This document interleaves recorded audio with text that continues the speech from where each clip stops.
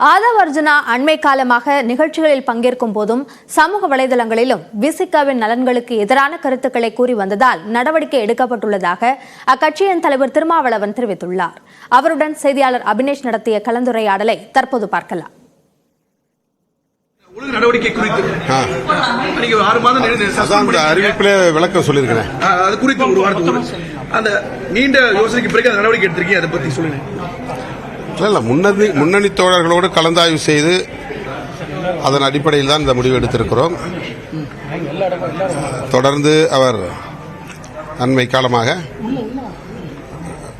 சில நிகழ்வுகளில் பங்கேற்கிற போது சொன்ன கருத்துக்கள், சமூக ஊடகங்களில் அவர் பதிவு செய்த கருத்துக்கள் கட்சியின் நலன்களுக்கு எதிராக இருப்பதாக கட்சியின் தலைமை நிர்வாக குழு உணர்ந்தது, நம்பியது.